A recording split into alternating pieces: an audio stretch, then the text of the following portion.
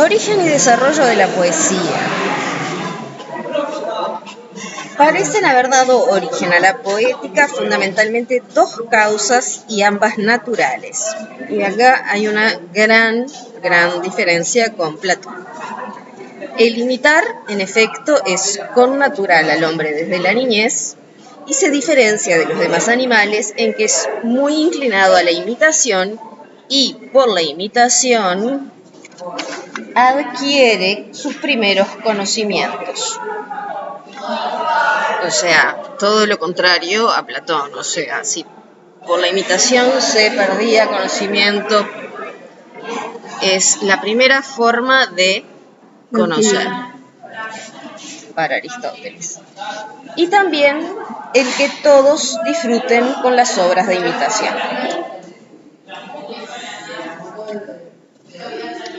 Es prueba de esto lo que sucede en la práctica, porque hay seres cuyo aspecto real nos molesta, pero nos gusta ver su imagen ejecutada con la mayor fidelidad posible. Por ejemplo, figuras de los animales más repugnantes y de cadáveres. No, él tenía la idea de que una buena imitación, la fidelidad en la imitación, el realismo de la imitación, nos producía un placer que lo imitado podía no solamente no generarnos, sino que además podía producirnos rechazo. Claro. Entonces producía placer y rechazo. No. La idea de él es que, por ejemplo, si nosotros vemos un perro, el cadáver de un perro, sí, nos va a generar rechazo. Sí. Pero si un dibujante hace un dibujo muy fiel, sí, nos va a producir hasta incluso un cierto placer. No porque nos dé placer ver al pobre bicho representado así, sino porque lo que vamos a valorar son otras cosas, la fidelidad, poder observar cosas que justamente como nos produce rechazo no observaríamos. Sí. Esa es la idea que tiene. La gravedad y deja ver otras cosas. Claro, o sea, nos permite tomar distancia de la situación, sí, y entonces podemos verlo de otra manera, y eso nos produce desde cierto placer hasta no rechazo.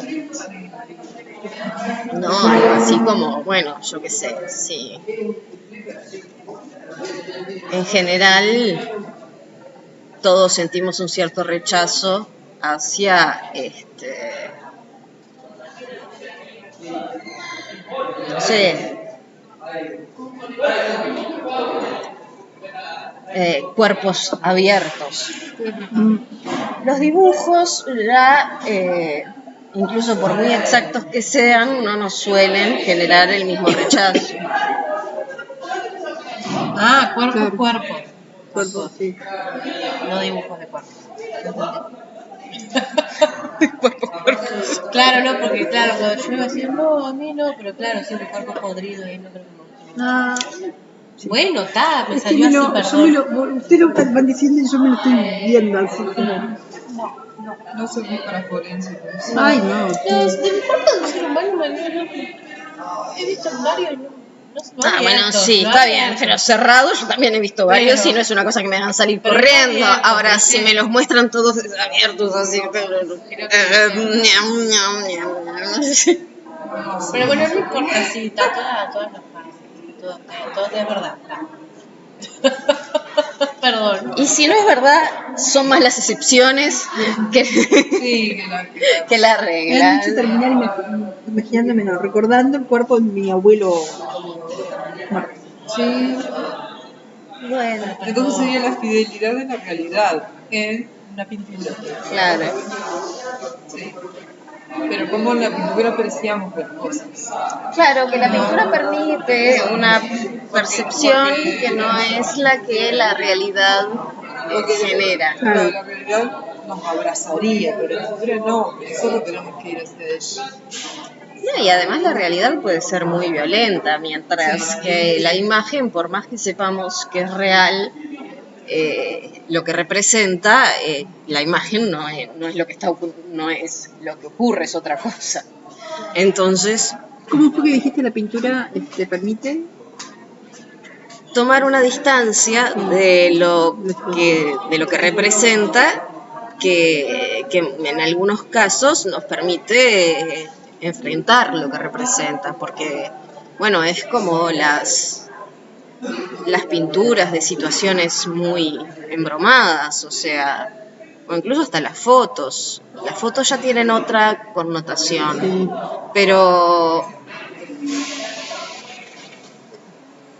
Pero una cosa es ver ciertas cosas donde necesariamente nos sentimos en contacto con lo que está pasando, que ver una pintura o un dibujo donde el contacto con lo que está pasando no lo tenemos. Podemos saber que eso pasó, sí, que eso es real, pero no tenemos el mismo contacto que con el hecho en sí. Sí, sí. Y también es causa de esto que aprender agrada muchísimo, no solamente a los filósofos, sino igualmente a los demás. ¿Estás bien? ¿Todo tranquilo? Aunque lo comparten escasamente. Para Aristóteles la gente le gustaba aprender, pero en realidad no lo decía. Ningún problema, ¿estás? Solamente vine a saludar. Gracias, que pases. Por eso, en efecto, disfrutan viendo las imágenes, pues sucede que al contemplarlas aprenden y deducen qué es cada cosa. Por ejemplo, que este es aquel, pues si uno ha visto antes al retratado, no producirá placer. Si uno no ha visto antes al retratado, no producirá placer como imitación, sino por la ejecución, o por el color, o por alguna causa semejante. Y esto es interesante porque hay dos distinciones. Por un lado, una ligada al placer de la imitación en sí, el reconocimiento, ¿no? O sea, decir, yo ver una foto de ustedes hace 10 años y reconocerlas, y eso me va a producir un placer porque me va a causar gracia de alguna forma, o sea, pero eso va a ocurrir si las reconozco. Si son 3 personas que no conozco, no te vas a... no me generaría nada.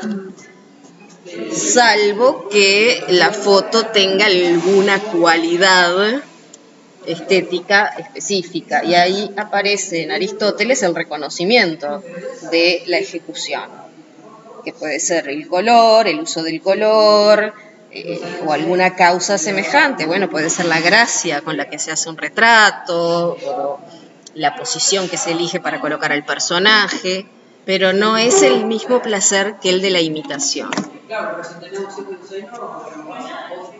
El reconocimiento de la ejecución de... No, el reconocimiento es el reconocimiento de lo representado. ¿Qué es la imitación en sí, entonces? Claro. Ah, bien. Entonces fue lo que... En ese sentido, para Aristóteles, la imitación siempre supone algún tipo de reconocimiento. Ustedes me dirán, pero en las tragedias generalmente no vemos a nadie que nosotros conozcamos. Bueno, está bien, pero reconocemos tipos. Sí, claro. De los personajes, ya sea el héroe, la víctima. O sea, reconocemos... hay una forma de reconocimiento que no es la misma que el reconocimiento de... yo conozco a fulanito, pero que es una forma de reconocimiento. Entonces, en la imitación hay un componente fundamental que es de reconocimiento. ¿Y en la cualidad estética, entonces? En la ejecución de la obra, la ejecución. Ahí el placer va más allá del reconocimiento, porque yo puedo no reconocer a quien está siendo representado, pero puedo encontrar que por los colores elegidos, o por el trazo, o por la composición, puedo encontrar algún tipo de placer. Este es un placer distinto. De la imitación. a ese tipo de... Sí, porque hay un elemento, claro, un elemento fundamental. Sí, a ver, si Pero yo... no la imitación. Ustedes pueden ver esa reproducción y pueden encontrar un placer. Probablemente no porque vayan a reconocer el objeto,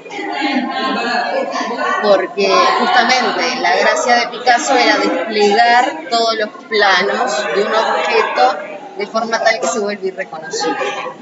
Pero de todas maneras pueden encontrar en la armonía de los colores, en cómo los colores se vinculan, en las distintas...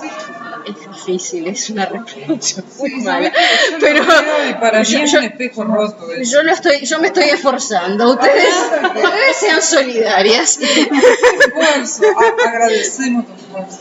Pero bueno, podríamos decir que, bueno, que no sé, que los tonos o los distintos matices que van entre el gris y los azules, etcétera, etcétera, les pueden resultar placenteros, por más que no reconozcan el objeto que está siendo representado. A mí me parece placentero. En otro caso pueden encontrar, pero por ejemplo en aquella que ya es más fácil porque es figurativa, bueno, acá no da ni siquiera para, o sea, ni siquiera se muestran los rostros. Ustedes no podrían reconocer a nadie, incluso si efectivamente el pintor hubiese hecho una imitación de algunas personas concretas. Pero de todas maneras, aunque no reconozcan, o sea, pero sí, hay un hecho que es... Lo que está diciendo Aristóteles tampoco es tan disparatado. O sea, si ustedes reconocieran a un pariente, les causaría un cierto placer de decir, ay, mirá, está igualito. O sea, pero lo que dice Aristóteles es que además hay otro placer que se puede encontrar que va más allá de que haya reconocimiento, que no, cuando no hay reconocimiento, que es el de la ejecución, de que les parezca que están bien hechos los caballos, que el horizonte les parezca que es, qué sé yo,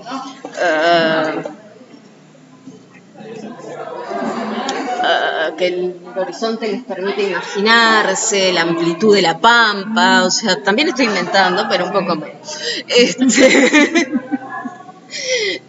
Cuestión que entonces habría dos tipos de placeres en las obras imitativas. Uno fruto del reconocimiento y otro fruto del talento, la gracia, las virtudes de la ejecución. Bien. Siéndonos pues natural el imitar, así como la armonía y el ritmo, pues es evidente que los metros son parte de los ritmos, desde el principio los mejor dotados para estas cosas, avanzando poco a poco, engendraron la poesía partiendo de las improvisaciones. Pero la poesía se dividió según los caracteres particulares. En efecto, los más graves imitaban las acciones nobles y la de los hombres de tal calidad, y los más vulgares, las de los hombres inferiores, empezando por componer invectivas del mismo modo que los otros componían himnos y encomios. No, o sea, básicamente la idea es que en sus orígenes estuvieron quienes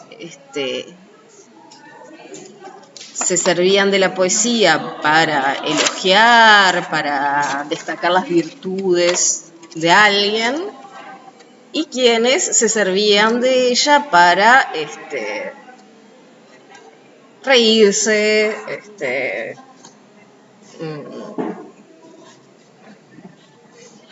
para hacer pequeños chistes, bromas, con una forma un poco más sofisticada, ¿no?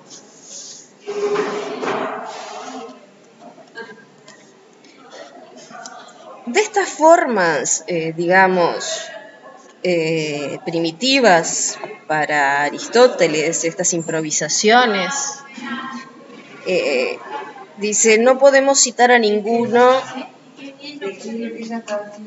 antes de Homero, pero probablemente hubieron muchos que de alguna manera allanaron el camino para un poeta de la envergadura de Homero. pero sí podemos, a partir de Homero y otros semejantes, ver ya la aparición de distintos tipos de versos y de cómo estos versos se iban utilizando y cómo iban caracterizando los distintos tipos de poesía, ¿no? O sea, cómo ciertos ritmos eran más adecuados para los elogios, para narrar las historias de los héroes, otra para hacer alabanzas, de alguna forma como distintas construcciones se volvieron más comunes o más adecuadas, pueden ser más solemnes,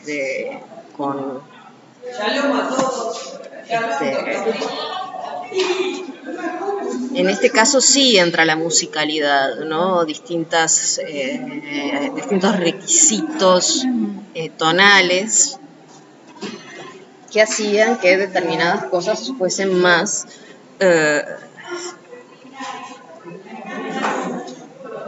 adecuadas que otras para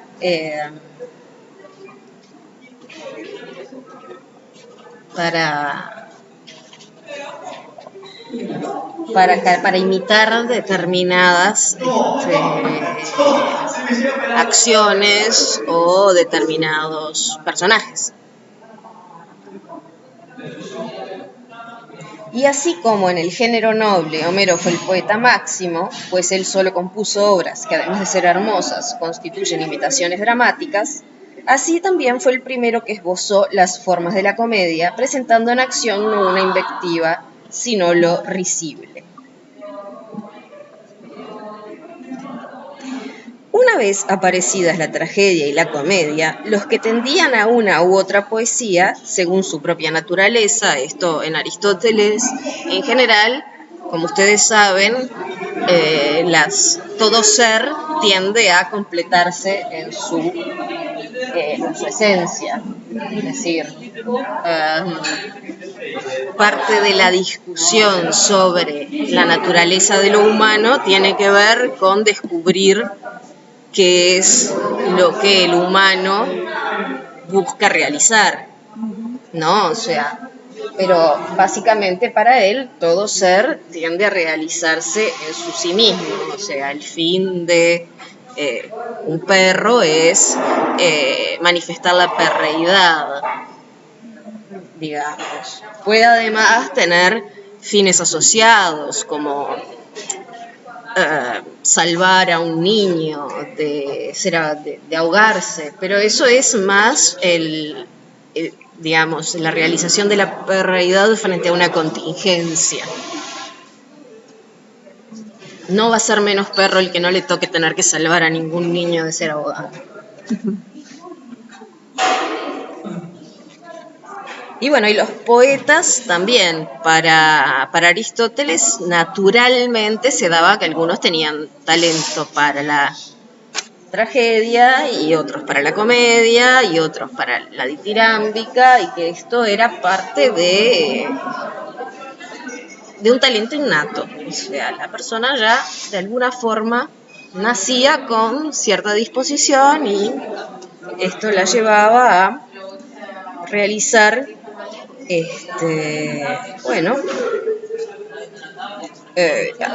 algo así como si una persona con talento para la tragedia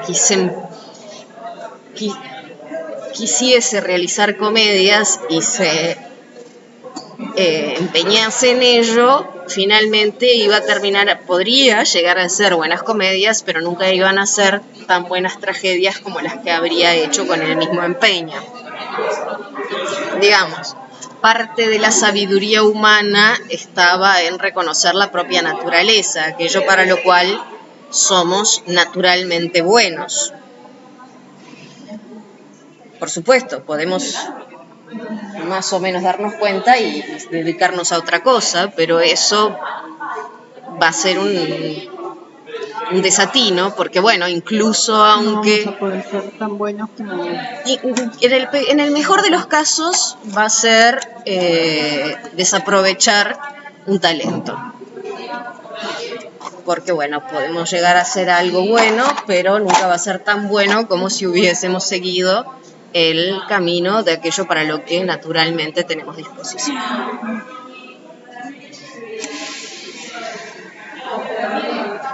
En cuanto a examinar la tragedia, si la tragedia ha alcanzado ya su pleno desarrollo, tanto si esto se juzga en sí mismo como en relación con el teatro, es otra cuestión.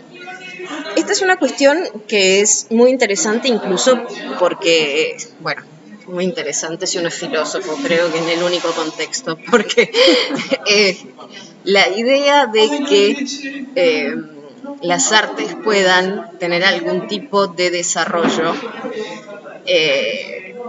algún tipo de progreso y algún tipo de perfección última, digamos, que es un poco lo que pretende Aristóteles cuestionar, es una idea que ha navegado las aguas de las artes a lo largo de toda la historia.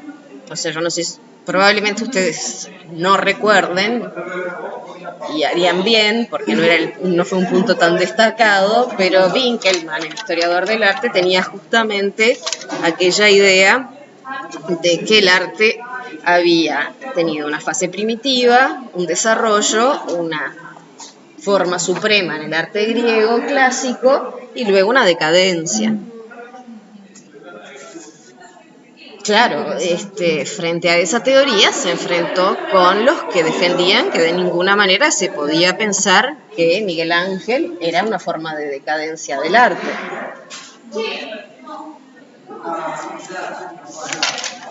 Y sí, después de Grecia, lo demás había ido en picada, bueno, pero qué picada más elegante. ¿El surrealismo entonces?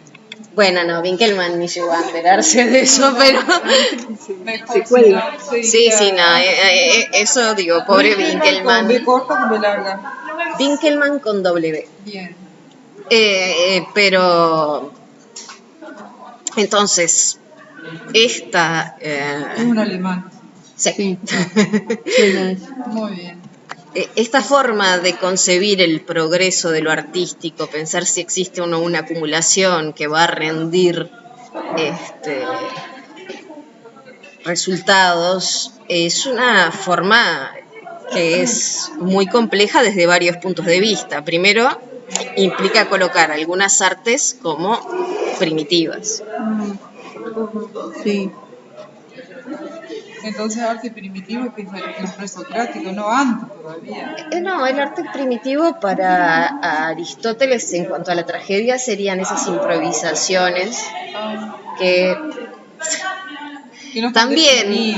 salvando las diferencias, vendrían a ser algo así como, para él, como las coplas de los payadores. Ahí está. Una cosa que tenía un cierto ritmo, un cierto ingenio, y que podía utilizarse bien para hacer una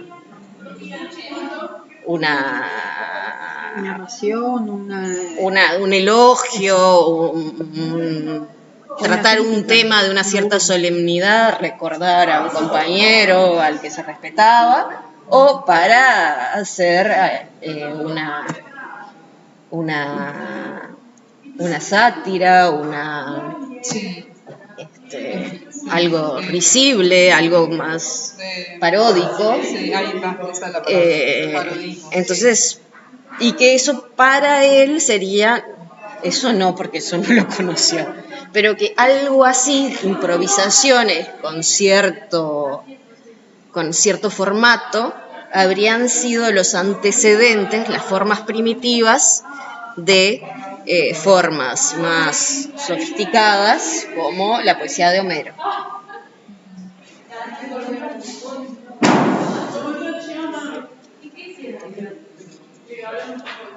Entonces, la pregunta es, bueno, ¿la tragedia ya llegó al máximo al que puede llegar? Esa es la pregunta 1. Y la pregunta 2, ¿la tragedia es la forma de teatro más perfecta a la que el teatro puede llegar? que eso es un poco lo que conversábamos respecto a el lugar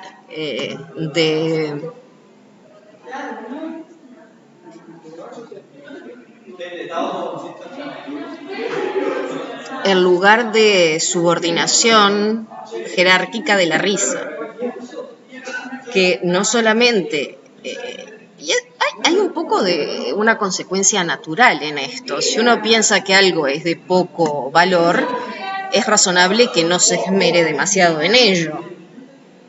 Entonces, siendo lo trágico, siendo las historias de personajes nobles en situaciones de conflicto, consideradas como lo verdaderamente valioso, que hubiese un mayor desarrollo de eso es hasta una consecuencia esperable, ¿no? A ver, suele ocurrir en todas las áreas de la vida. Durante muchísimo tiempo se consideró fundamental comprender la física del universo. Y a la biología se le dio un lugar más bien secundario. ¿Por qué? Bueno, cualquier respuesta rápida es una mala respuesta, pero hay una cuestión que es que en principio diríamos que incluso los seres vivos, por estar sometidos a las leyes de la física, quedarían bajo las leyes primeras. Entonces, que vale más invertir en conocer primero la física que la biología. Luego, y aunque la gente no lo dijera, había una cuestión de utilidad en conocer la física. Era importante que los barcos no se hundieran, que las puentes no se cayeran y que las armas funcionaran. Y para eso hay que saber algunas cosas. Y luego después había algunos tabúes. En general, los seres humanos, había toda una serie de cuestiones atávicas que no permitían examinar los cuerpos humanos. Por múltiples motivos y en múltiples culturas, siempre hubo como algunos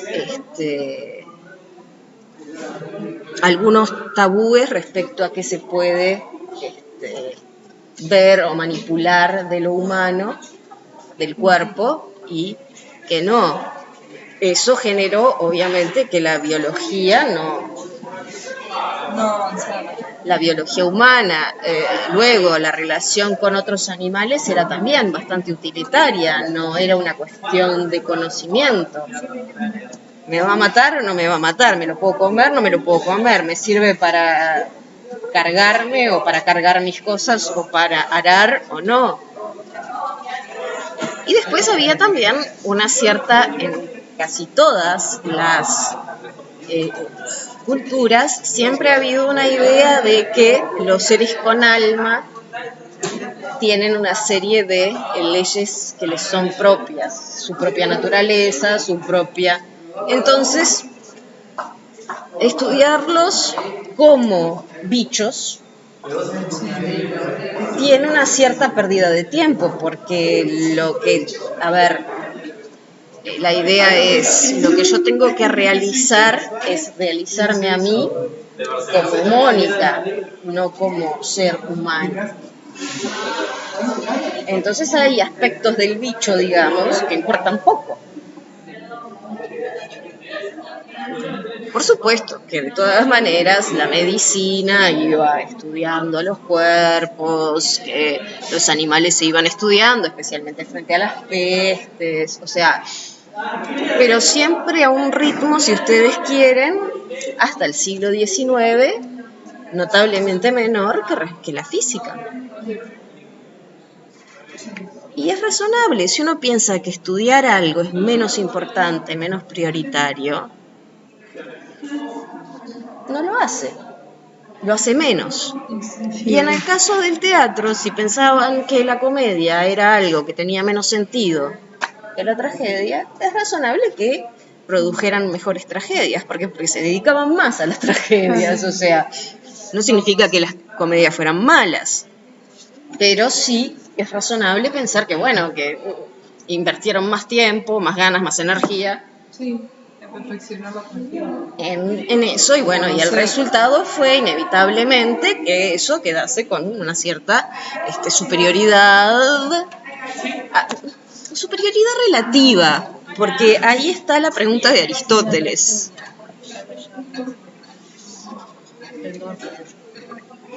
Pero ahora la pregunta que yo estaba tratando de responder es ¿hasta dónde se podía considerar a la tragedia como la forma suprema del teatro? Más elevado. Y en comparación con otras formas del teatro, hay un sentido en el cual la pregunta era hasta razonable, porque si justamente se habían dedicado menos a la comedia y habían que las comedias no fueran tan buenas, no necesariamente era culpa de la comedia en sí como género, sino de la dedicación. Ahora, para verle eso hay que tener cierta distancia de época. Claro. Entonces,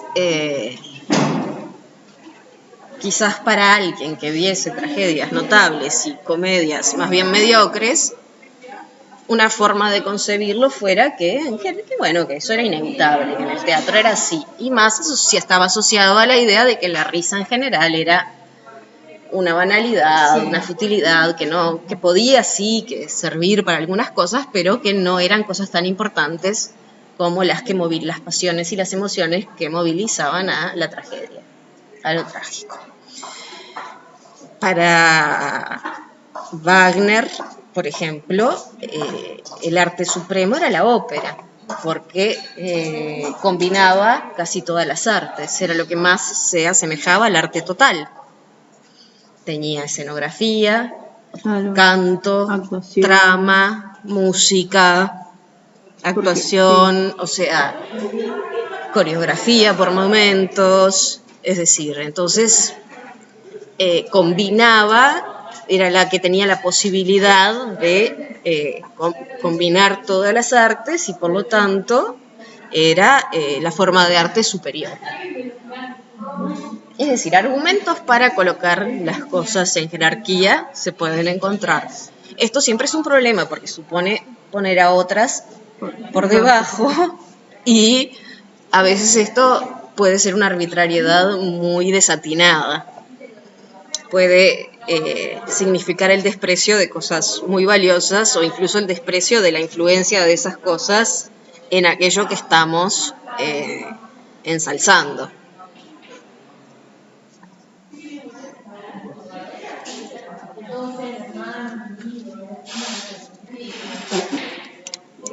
Habiendo pues nacido al principio como improvisación, tanto ella como la comedia, una gracias a los que entonaban el ditirambo y otras a los que iniciaban los cantos fálicos, que todavía hoy permanecen vigentes en muchas ciudades, fue tomando cuerpo al desarrollar sus cultivadores todo lo que de ella iba apareciendo, y después de sufrir muchos cambios, la tragedia se detuvo una vez que alcanzó su propia naturaleza. Así que tendríamos una respuesta positiva respecto, por lo menos, a la tragedia, a la primera pregunta. Sí.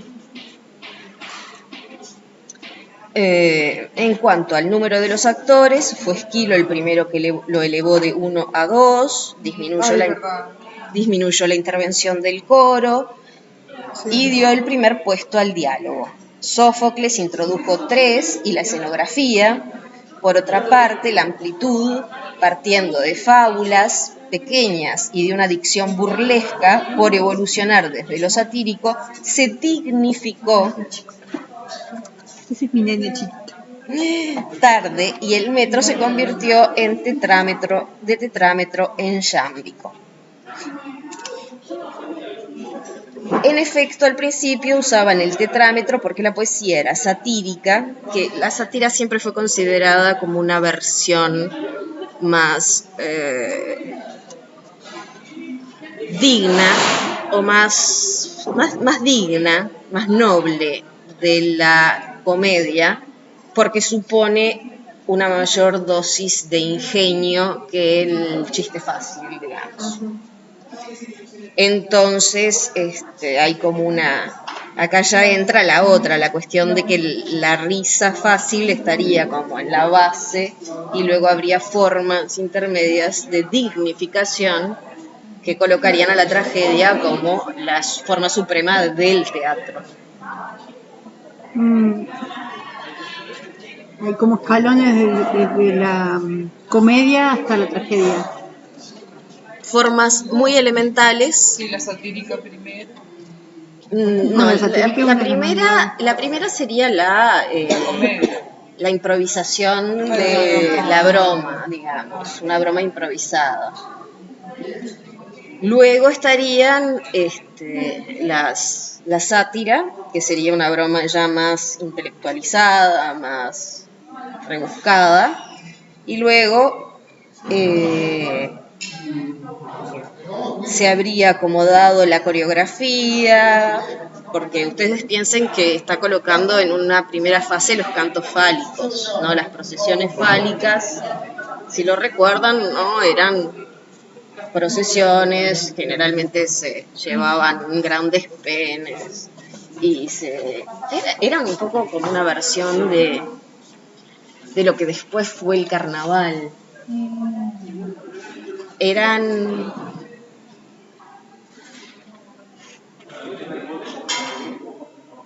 Eran formas sagradas, pero donde lo que usualmente se consideraría vergonzoso dejaba de serlo. En ese sentido, una forma previa al carnaval, que en su forma tradición antigua era la inversión de los roles, donde el esclavo podía ser de amo y el amo de esclavo. Bueno, lo vergonzoso se ensalzaba.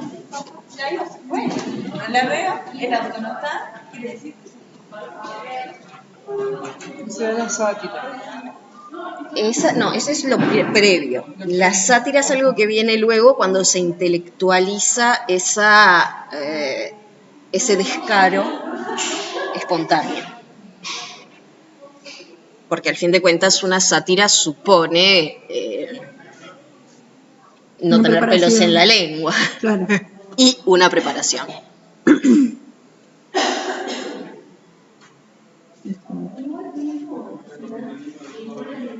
Bueno, y luego fue embellecida, número de episodios, bla, bla, bla, bla. Entonces se fue estableciendo la tragedia en su forma más refinada, y que sería, por este motivo, digamos, de compartir ciertos orígenes, pero él no lo está diciendo así, pero es casi como que si nosotros intelectualizamos la comedia en su forma más básica, vamos a terminar en la tragedia, en lugar de terminar en una forma de comedia superior. O sea que sería como un poco intelectual. La comedia es considerada, moviliza la risa, que es movilizar la parte irracional del alma, en ese sentido, sí, claro. Pero la comedia se refiere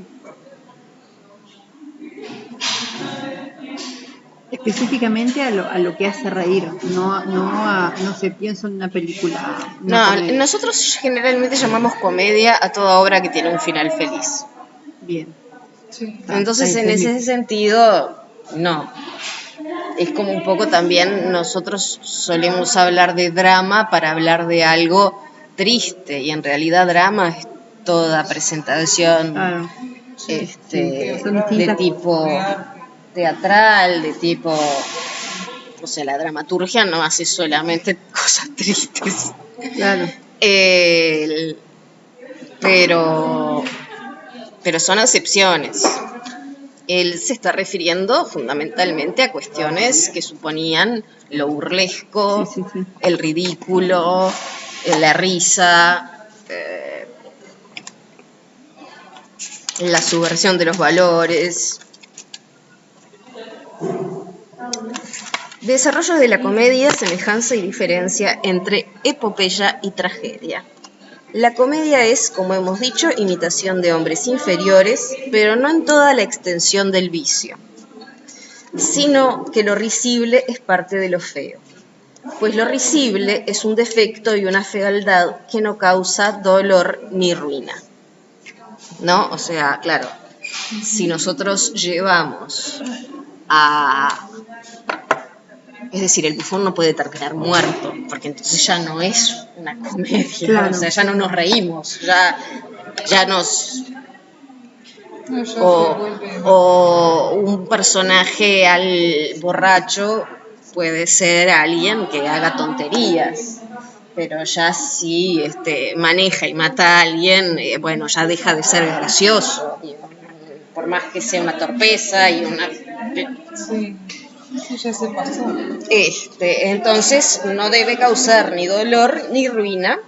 Así, sin ir más lejos, la máscara cómica es algo feo y contrahecho sin dolor.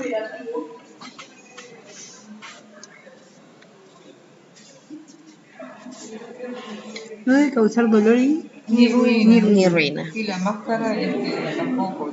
La máscara era una distorsionada, pero no en el sentido de sentir dolor. Por poner un ejemplo, puede ser risible un jorobado, pero no alguien que esté padeciendo dolor permanentemente por tener una joroba. Digo, la historia del jorobado ya es otra cosa. Sí. Pero digamos, para él, o sea, una deformidad podía ser risible, pero si esa deformidad estaba causando un dolor, entonces ya dejaba de tener gracia. Entonces, la máscara podía sí tener deformidades, podía tener un ojo más grande y uno más chico, podía tener una boca demasiado grande, pero no podía estar produciendo un malestar, porque entonces ya no era un personaje cómico. Esto es algo que la crueldad infantil, por más que se diga que no existe, hace con mucha frecuencia. O sea, si alguien de niño tuvo orejas muy grandes, le tocó.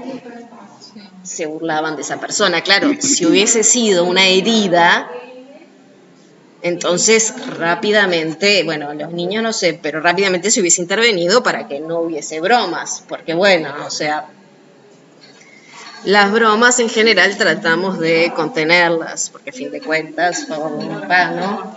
Pero hubo una época en la que a nadie se le ocurría contenerlas, o sea, chau. Yo creo que a nadie le llamaba la atención. Toda la vida se usaron, o sea, a la novia de mi papá le decían anemia, porque era muy blanca, se te cayeron los glóbulos rojos, le decían. A mí me decían que tomaba sol en el sótano. Claro, ese tipo de cosas, o sea, pero claro, si vos hubieses tenido un cáncer de piel, no te hubiesen dicho eso, o sea, te lo podrían haber dicho una primera vez, pero así se hubiese sabido que el problema era... Cuando te hacen alguna broma y vos le decís, sí, están haciendo una broma a una persona, sí, es mi tío, es como que cambia totalmente. Cambia la cosa, o sea, justamente hay cosas que, o sea, si te produzco dolor, entonces ya no tiene gracia. Voy a cuestionar hoy también eso, ¿no? Esa es la explicación. No, yo creo que hoy se está cuestionando muchísimo el humor en ese sentido. Sí. En este sentido, o sea, la idea de que nos reímos solamente de aquellos que consideramos inferiores y que, llegado el caso, esa sea la única forma de humor, se está cuestionando muchísimo. Digo, por un lado se está cuestionando porque justamente, en general, detrás del humor hay muchos preconceptos. Y después, por otro lado, ¿por qué el humor tiene que ser basarse solamente en preconceptos? Claro. No, o sea, ¿por qué los chistes sobre mujeres sobre los gallegos tienen que estar ligados a aspectos que los... Sí. Y eso está siendo totalmente cuestionado. Antes eran muy comunes, ahora ya no resultan tan graciosos y la tendencia es a que cada vez se vuelvan menos graciosos.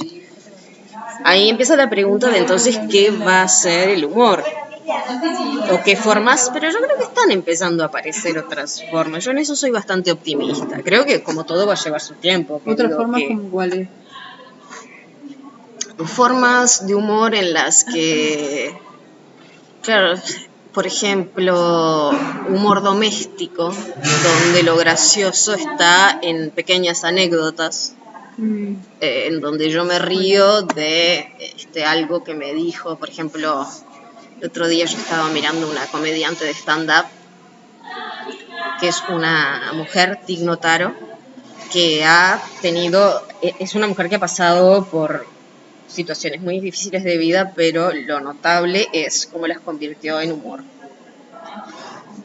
Una de ellas, el momento, digamos, histórico de ella fue cuando le diagnosticaron cáncer y fue al lugar donde hacían stand-up, un lugar muy conocido en Estados Unidos, y empezó diciendo: tengo cáncer. E hizo con eso un show de humor. Cosa que obviamente no fue nada fácil, pero la cuestión es que por un lado ella tomó una experiencia personal, una experiencia muy embromada, no la minimizó, pero le buscó una perspectiva humorística, no trivializándole. A todo el mundo le quedó claro que lo que estaban viendo era algo serio, pero al mismo tiempo tampoco, y ahí es donde apareció el aspecto distinto, no ridiculizándose por eso, sino al contrario, poniéndose en el lugar de quien está luchando contra algo, y desde ese lado sacando el aspecto humorístico. Bueno, después a ella le pasaron montones de cosas y demás, pero la última vez que estuve viendo un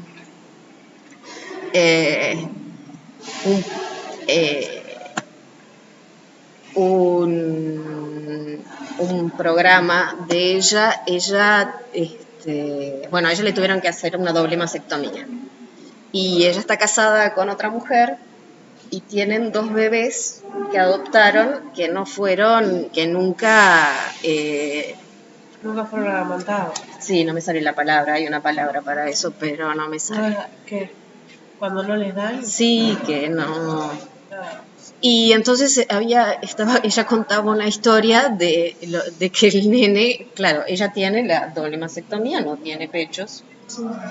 Y entonces, claro, uno de los bebés dice que le bajó la remera a su esposa y que dice, y con cara de ayúdenme en esto porque esto nunca lo había visto en mi vida, dijo, los niños a los autos les decían cars, la misma palabra juntas, preguntó, cars?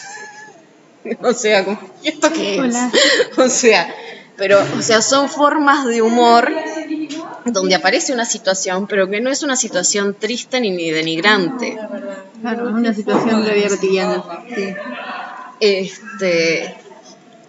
Graciosa, pero... o sea, es un humor que viene de lo cotidiano, de situaciones inusuales, pero no de denigrar a nadie, claro. Porque ni los niños, por no haber sido amamantados, son inferiores a nadie, o sea, los adoptaron, tienen una familia feliz, o sea, digo, ni bueno, y el hecho de que no hubiesen visto pecho no es una situación denigrante para nadie, claro. Digo, o sea, simplemente una cosa que ocurrió.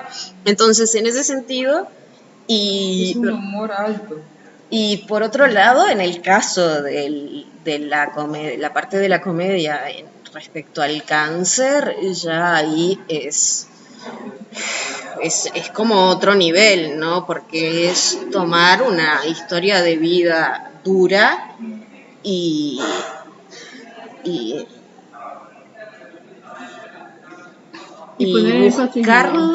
buscarle el lado de poderse reír, o sea, hay una parte, yo ese monólogo no lo escuché, pero sí escuché la primera parte de cuando ella al año, después de que sobrevivió al cáncer con la doble mastectomía, ella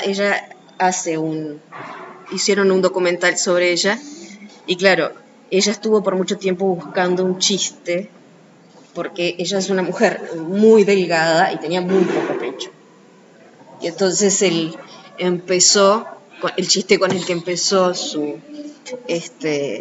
primero que nada, fue al lugar y dijo, hola, no tengo cáncer. Y entonces, claro, todo el mundo ya sabía que había pasado un año luchando y que se había recuperado. Y entonces decía, pasé tantos años haciendo bromas acerca de lo pequeños que eran mis pechos, que en algún momento se enojaron y dijeron, vamos a matarla.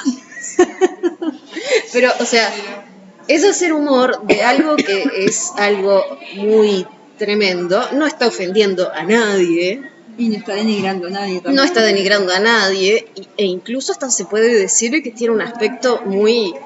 O sea, fue extremadamente valiente, llegó incluso, tiene un especial en el que llegó incluso a sacarse la camiseta y a mostrar las cicatrices. Y seguir hablando de otra cosa, haciendo chistes. Pero mezclando la conciencia sobre lo que significa, o sea, tratando de desmistificar el tema del perder los pechos, porque a fin de cuentas los perdiste, pero eso es lo que te permite estar viva. Sí, claro. Y tratando, ¿no?, de contribuir a la reflexión, pero a la vez también haciendo comedia. Digo, esto por poner un ejemplo. Y acá estamos hablando de alguien que no está ofendiendo a nadie, vulgarizando a nadie, inferiorizando a nadie. En muchos aspectos, hasta todo lo contrario. Está riendo de las situaciones de la vida. Lo que está haciendo es humor a partir de las cosas que se viven, buscándole el ángulo humorístico, que no necesariamente es denigrar. Entonces, bueno, claro, todavía la denigración se usa muchísimo, eso es un hecho. Pero yo creo que hay cosas que están mejorando. Y que se están empezando a ver cosas distintas. Este es un ejemplo. Pero en ese sentido creo que hay esperanza. A que llegue un momento en el que no... Hay gente que está calificada como grandes humoristas y son ¿no? Grandes humilladores. Sí, exactamente. Olmedo, por ejemplo. ¿Quién que tiene? Y es él, Olmedo. Es que... Y para una generación, una o varias generaciones, es el humorista. No, y lo que es más... Pero, y ahí viene el otro tema. Si lo pones en comparación con el resto de los humoristas de su época, tal vez es el humorista, porque los demás eran tan peores. O sea, porque realmente, o sea, todos estaban haciendo lo mismo y el tipo destacaba con algunas cuestiones. Pero, claro, pero ¿qué significa? Esas cosas, bueno, sí, claro, uno va tomando perspectiva con el tiempo. Es muy complicado.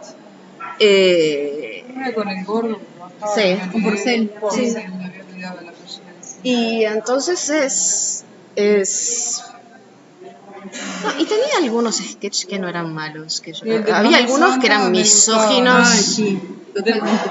El del Mano Santa me gustaba. Pero había otros que eran un poco más críticos, más satíricos, si querés. O sea, aquel en el que él era el empleado del gordo y siempre él terminaba prestándole hasta la ropa interior para que el patrón, para que le fuera mejor en el trabajo, y terminaba con la familia diciendo ya nos va a ir mejor. Tenía como una cosa así, esa cosa como crítica de mirar lo que hay que hacer para que te vaya bien en el laburo, ¿no? O sea, es decir, colocaba el ridículo o el despreciable era el que estaba en la posición del propietario galán que engañaba a la mujer, y el otro, ese era el ridículo. En ese sentido era más crítico. Otros no, bueno, los misóginos eran tremendos en muchos casos. Pero bueno, en fin. La cuestión es que